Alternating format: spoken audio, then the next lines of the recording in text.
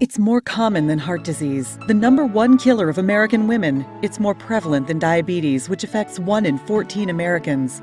More women have experienced it than the 1 in 8 with breast cancer. The American Medical Society has called it the silent, violent epidemic. It is sexual assault, and 1 in 6 American women are victims. And for women in college, it's 1 in 4.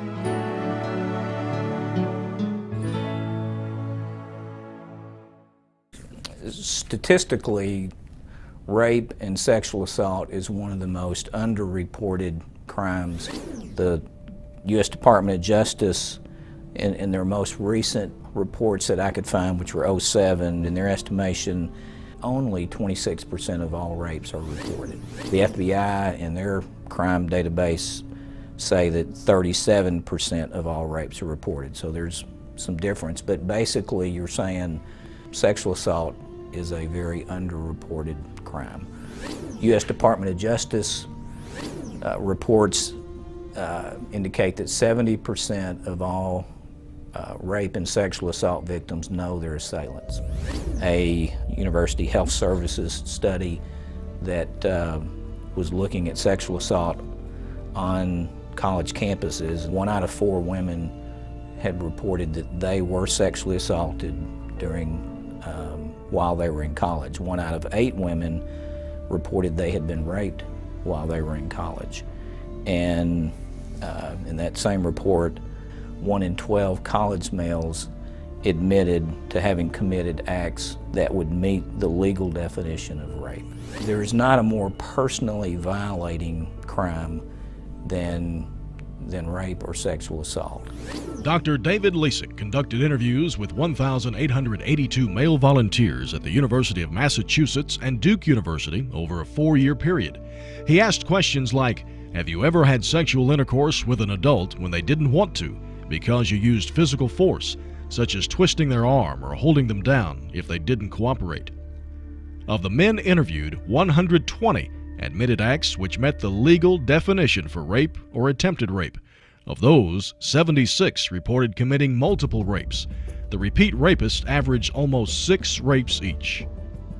The 76 serial rapists disclosed more than 1,000 offenses, including rapes of adults, sexual assaults, sexual and physical abuse of children, as well as acts of battery. These were disclosures not from men in prison, but from college students at prestigious universities.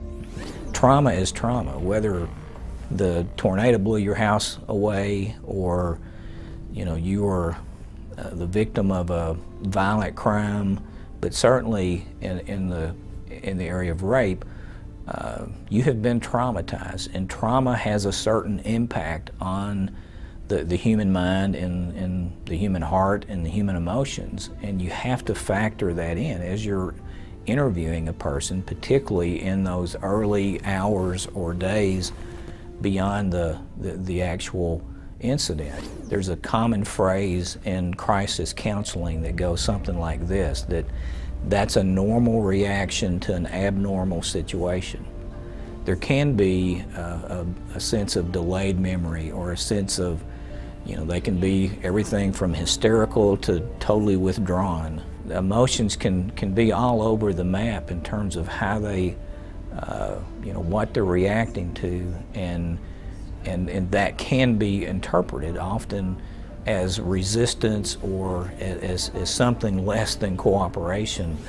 Unique challenges, and there are a couple that I want to point out. One is in the whole area of all crimes, sexual assault and rape, the lack of conclusive evidence is often a difficult task in terms of trying to build a case, trying to prove what in fact did happen, because as police officers, we're trying to collect evidence, and when evidence is lacking or evidence has been compromised, particularly in sexual assault, there is no penetration, there is no ejaculation, there is no physical evidence that you can point to that says we can do DNA tests, we can do, we can do samples that would lead us to a conclusive point, or a time frame has passed that now makes that Even if there is a rape exam,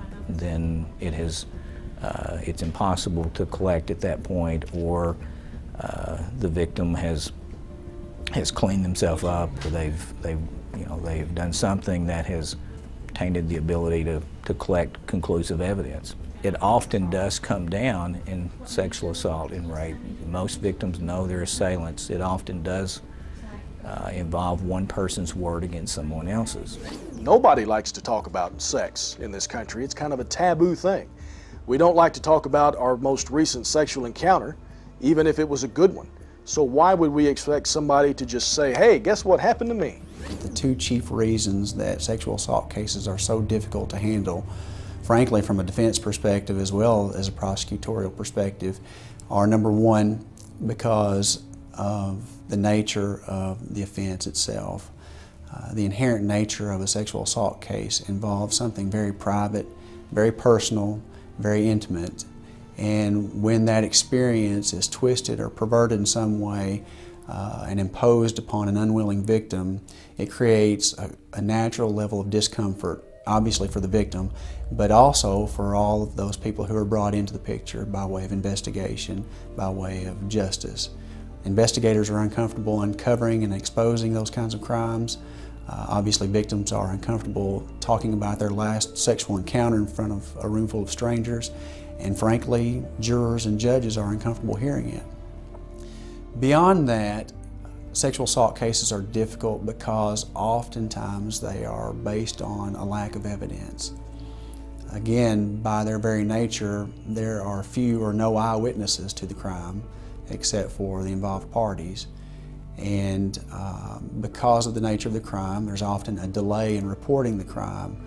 That delay often costs the prosecution. It costs the prosecution opportunities to gather DNA evidence. It costs the prosecution opportunity to uncover physical findings that corroborate the victim's statement. So it often is the case that sexual assault cases boil down to a he said, she said sort of situation. Often there is a prejudice, there is a kind of a preconceived ideal, or we are kind of predisposed to an opinion.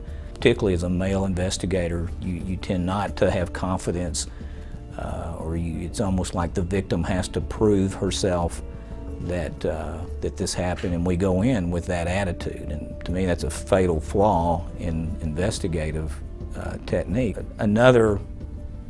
think another mistake or another difficulty that often occurs from an investigative standpoint is the issue of fear. It's a strong word, but I've talked to a number of police officers, police investigators, who really don't know what to do with a rape victim, so to speak. They're very uncomfortable. It's something that they don't know what to say. They don't quite know how to treat them. They don't know. It just makes them very, very uncomfortable, and so they tend to kind of stumble around, and some have even admitted it's fear, and they don't know what, they're out of their element. They don't know what to do, and so they make a lot of mistakes. Sexual assault cases are particularly difficult to prosecute and, for that matter, investigate when the victim is related to the offender in some way. I think this is because of the dynamics at play, and investigators must be cognizant from the outset of those dynamics. It's imperative that investigators simply be aware of the mixed emotions, the confused dynamics that are at play, and the investigators have to recognize that there are some signals that will obviously conflict just simply because of the conflicting relationships. And investigators have to be on their guard so that they're not thrown either way, for that matter, because of those mixed signals. Beyond that, investigators need to be sure up front to establish an environment and an atmosphere that makes the victim unafraid and unashamed. It's often the case that when victims, in particular child victims, are abused or assaulted by those who are known to them, they are very afraid simply because something very personal has happened to them. by someone whom they've trusted, someone whom they've probably perceived to be a caregiver or a protector. And that situation creates a great deal of fear for them. Victims also often feel for some reason that they're at fault, that they've provoked it or asked for it in some way, and so they feel a great deal of guilt and shame. And investigators need to be cognizant of that so that they can combat that sort of attitude and make the victims feel more comfortable in talking in an open manner. I went with a friend of mine after work. She was actually supposed to take me home. Then she changed it and said that she wanted to change her clothes and she wanted me to go with her to her house. On the way to the house, she stopped at the liquor store. We did buy alcohol. I didn't plan on staying there very long. And we get there and her roommate was there. You know, it seemed safe at the time because we were sober or whatever, and I was only gonna have one drink, and then she said she'd take me home. I don't ever remember finishing the first drink and that's the last thing I remember of that night. And I woke up at 3 o'clock in the afternoon the next day. Beat up, didn't have my clothes, had blood all over Lisa's sweats. Had my hair pulled out, I had a gash in my skull, and I had an email from him saying that I was scared and he would have never slept with anybody that was drunk or whatever, and that he felt that we had a connection and that we were soulmates. The best experience I had with the police was probably the first cop that came to my house. He was compassionate, very sincere, but when I talked to the investigator, he just acted like he didn't believe me. He just was very uninterested, just plain simple, did not care. And then every time I talked to him, he was sarcastic, very rude, very short with me about everything. I mean, he was just he just did not care. I was very hurt and I was mad, I was angry because, you know, the police are supposed to make you feel secure. Didn't want to talk to them, didn't want to tell them anything because they'd turn it around somehow and make it my fault. It's hard enough not to blame yourself without them, you know, turning it around on you, saying that, well, they said this and they said that, so that has to be true because you don't remember. I don't remember it at all. I definitely feel like the perpetrator got better treatment. He totally assumed that he was telling the truth, that he would not lie to him, and that he was just honest. He'd give him his personal cell phone number, whatever he needed. Whenever he needed to talk to him, that was fine. But I would have to go through, you know, when the office was open and whenever, you know, he had the time to call me back, then he would call me. When you go to interview your victim of a sexual abuse crime, especially if they're still in a traumatized state, this is something that has just happened or it's something that's been going on for quite a while that they finally just can't take anymore and they've made their disclosure, understand they're not going to be in a real good frame of mind. You're asking them to sit in front of a person that they don't know, someone they've never met, and maybe don't trust, and tell them what happened to you. You've got to understand, give them time. From a standpoint of investigative do's and don'ts, I think first and foremost is be professional. And being professional means ask appropriate questions, don't ask inappropriate questions. There is a way to do that in a professional manner that, again, is not making the victim feel further victimized. You're not re-victimizing or re-traumatizing the victim. Secondly is be objective. Keep an open mind. Don't walk into this, as I said, with your decision made or you've already concluded this is what happened. There are unique challenges in cases like this because often, particularly in the case of date rape, yes, the victim positioned herself in terms of, yes, she willingly went with this person. She willingly put herself in a place, but that does not mean that, again, because because things went to a point that she was open to being sexually assaulted, that's what she invited. And I think too often, particularly in that area of date rape, our minds are already made up that, hey, you chose this or you invited this, and therefore, you know, it's consensual and there's not a crime. The third point is be respectful. police officers are kind of notoriously callous, notoriously cynical, and again, I was one for 21 years. I know how easy it is. You see the worst in everybody. You hear lies after lies. You're seeing people typically at their worst. You're not seeing the good or the best. And so it's very easy to develop that cynical, callous attitude. But to be a good investigator, to me, being respectful is key. Don't ask irrelevant questions. You're going to have to ask hard questions. You're going to have to sometimes get a history.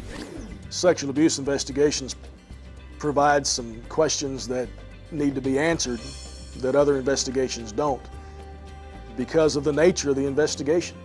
You may have to ask the victim to describe the genitalia of their attacker, to describe some of the things that they said, some of the words that they used. You have to have these details.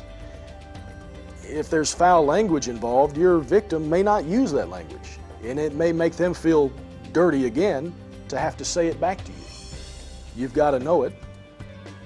If they can't say it, let them write it down. The alleged perpetrator will often want to talk about the nature of the offense or the accusation.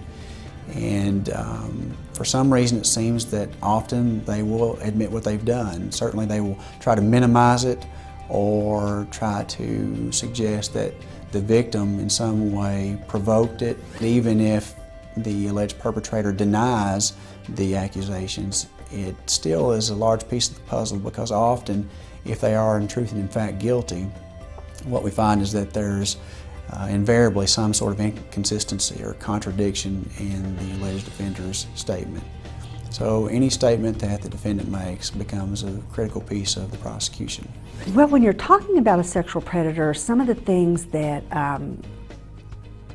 the law enforcement agencies need to be aware of, that it typically is a young offender, usually about age 31 before their first arrest, and below the age of 30. About 85% of the perpetrators are under the age of 30. We do have many juveniles that are perpetrating, and approximately 25% of all sex offenses are perpetrated by a female. So that the law enforcement doesn't go out and look for that mass scheme-in. And I think probably the most important thing to remember for law enforcement and the general public is that 90 to 95% of sex offenders are known to the victim. Some words simply have a different connotation or suggestion than other words, and if a defense lawyer can exploit that, then they're obligated to do that. Investigators sometimes make mistakes in their investigation when handling the victim. Many times I've seen situations where investigations included far too many statements taken from the victim. Obviously, the victim's statement has to be taken, but the more that it's taken, the more opportunity there is for inconsistency or outright contradiction. That creates a giant problem for prosecutors. Investigators also make mistakes sometimes when handling the suspect. Sometimes they will foster too cozy an atmosphere so that the suspect feels as though he can lie and that it's okay. On the flip side, sometimes officers create an adversarial relationship with the suspect too soon, so that they jeopardize any hope of actually getting the defendant or suspect to say something that the prosecutor will later need to use. If you're trying to establish what is the nature of your relationship with this person, and again, to ask a question like, have you slept with him before? That I would say would be an inappropriate place to start. I mean, you could say, tell me the nature of your relationship with this man. And then there's a place to say, has that relationship been sexual in the past? And now again, if that's a yes answer, then you're going to have to explore further in terms of, okay, I need to know specifics as far as what has happened in the past. Was that consensual in the past, or was that forced? Investigators also sometimes quit too soon. sometimes because the nature of the offense is such that you don't really want to know all there is to know about it, you have a tendency to give up too soon. Once officers get a statement, for instance, of confession from the defendant, they think that they're done. However, because the state of Arkansas requires that any confession be corroborated in order to be sufficient to carry a conviction, we need to make sure investigators go the step further. They need to corroborate as much as possible. The officer's written reports feature an opportunity for defense lawyers to really dig in because, again, they are sometimes rife with inconsistencies or contradictions. You want the statement itself to be as detailed as possible. But if you're going into a situation where you're summarizing what someone else said, I mean, I've often found, and it, again, you know, it's a matter of interpretation, but defense lawyers often don't have a lot to go on, so they will exploit any inconsistency. Sexual assault cases, any criminal case for that matter, but in particular sexual assault cases, hinge on tangible evidence and statements taken from the defendant. And because of that, it is imperative that investigators are knowledgeable about the rules of criminal procedure and about the rule of search and seizure law. Search warrants need to be very specific. You're going to want to have not just computer, but computer hard drive, so that you can take all of that out and it can be used as evidence in court, and it has to be listed specifically. You're going to want to look for magazines. What types of magazines are found in the home? Are there catalogs with children's clothes? Are there magazines on sadomasochism? Are there magazines on bondage?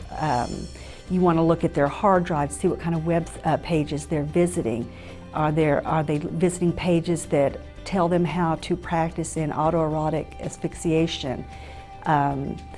Something that we haven't mentioned is the use of substances to go in and commit offenses, substance-related sexual assault like Rohypnol, GHB.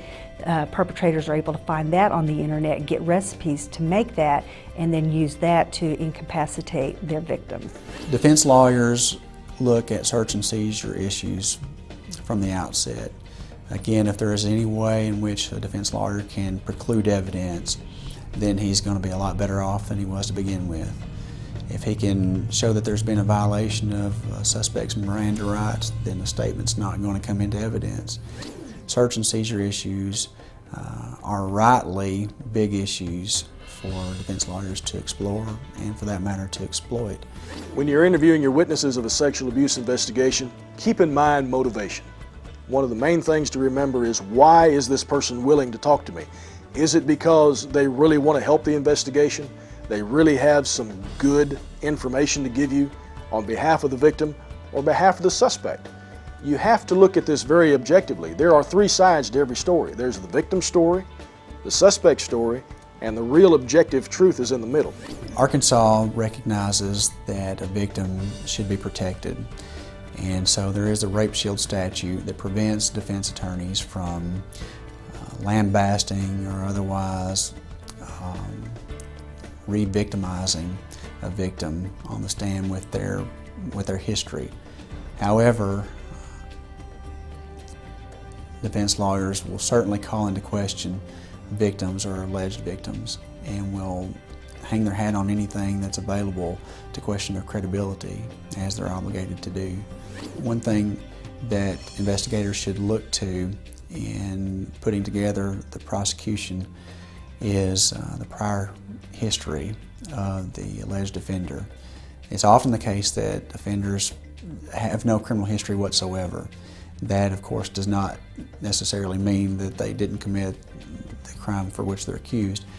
But if they do have a criminal history, it's often the case that it is one that is composed of other sexual assaults.